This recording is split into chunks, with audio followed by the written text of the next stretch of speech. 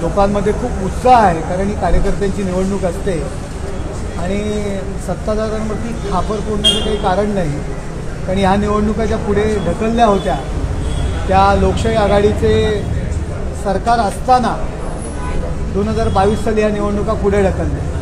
त्याच्यामुळे आत्ताच्या सत्ताधाऱ्यांवरती खापर फोडण्याचं काही कारण नाही.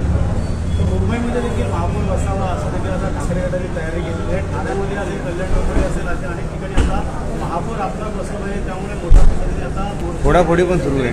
सत्याचा मोर्चा देखील निघाला होता. ठाकरे गट आता स्वप्न तर बघणार ना.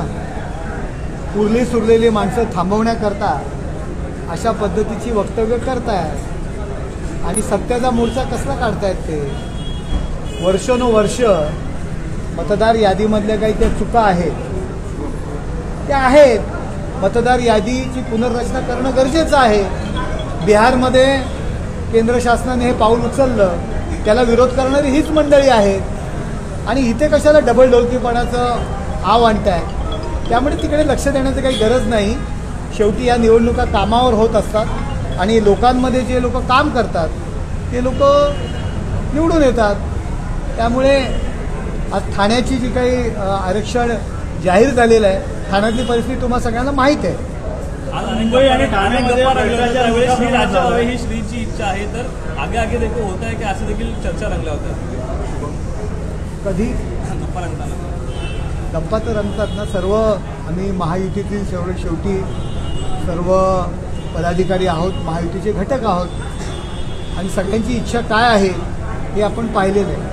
मुंबई आणि ठाण्यामध्ये अनेक ठिकाणी मोठ्या प्रमाणात भ्रष्टाचार सुरू आहे आणि इनकमिंग जे तुमच्याकडे सुरू आहे ते कुठेतरी त्या ठिकाणी त्यांना घेऊन पक्षप्रवेश करतात आणि पैशाचं वाटप करतात असे आरोप आणि करतात. बघा, जे आरोप करणारे आहेत ते काय पात्रतेचे आहेत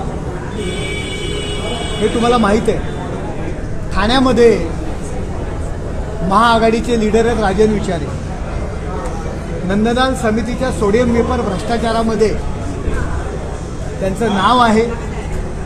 हा आरोप धर्मवीर आनंद दिघे साहेबांनी केला होता.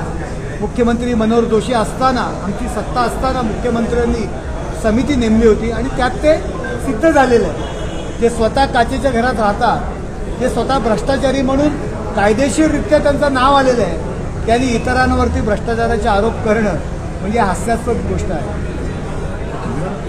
कल्याण डोंबिवली असेल, महानगरपालिका निवडणूक, महापालिका ठाणे मुंबई याच्यावरती कशाप्रकारे महायुतीची पकड असणार आहे. तुम्ही काल रेल्वे स्टेशनला गेले होते, त्यानंतर तुम्ही म्हणाले नक्कीच आमचा प्लॅटफॉर्म जरा मजबूत असणार. या ठिकाणी माननीय एकनाथ शिंदेसाहेब यांच्या नेतृत्वाखाली ठाणे जिल्हा असेल, पालघर जिल्हा असेल, जो मूळ पहिला ठाणे जिल्हाच होता, या ठिकाणी महायुतीचा भगवा फडकणार सर्वत्र. येत्या 3 तारखेला तुम्हाला समजेल. 2 डिसेंबरला नगरपालिकेच्या निवडणुका आहेत, 3 तारखेला मतमोजणी आहे. त्यामध्ये तुम्हाला खऱ्या अर्थाने कळेल की या ठाण्यामध्ये, पालघरमध्ये कुणाचं प्राबल्य आहे हे येत्या 3 डिसेंबरला समजेल. शिवसेना ठाकरे गटाचा आणि बेस्ट कर्मचारी सेनेचे माध्यम सुहास सामंत जे आहेत शिंदे गटामध्ये प्रवेश करतात, मोठ्या जल्लोषात पार पडणार आहे. आता सगळे सोडून चाललेत त्यांना. सुहास सामंत पण बरेच वर्ष होते, या आधीच त्यांनी यायला पाहिजे होतं. बेस्टचे अध्यक्ष होते, नगरसेवक होते, शिवसेनेचे पदाधिकारी होते, उपनेते आहेत. त्याच्यामुळे सगळेच जण त्यांना सोडून चाललेले आहेत. त्याचाच हा एक भाग आहे. तर भाजपे संबंधी बाबूले होतात की महापौर आमचा असणार, नजीक मुला राष्ट्रवादी म्हणून आमच्या पर्याय योजना महापौर बसता येणार. महायुतीचा महापौर बसणार आणि भगवा झेंडा या ठाणे महानगरपालिकेवरती फडकणार. ऑलरेडी फडकतोय. तो भगवा झेंडा या ठाणे महानगरपालिकेवर आहे, त्याला आणखी मोठी झळाळी मिळणार.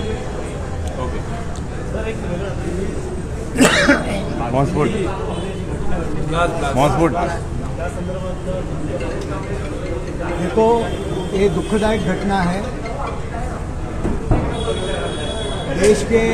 देश में जो आतंकवाद फैलाने की जो कोशिश कर रहे हैं, माननीय पंतप्रधान नरेंद्र मोदी जी जो काम कर रहे हैं उनमें बाधा लाने के लिए कोशिश है.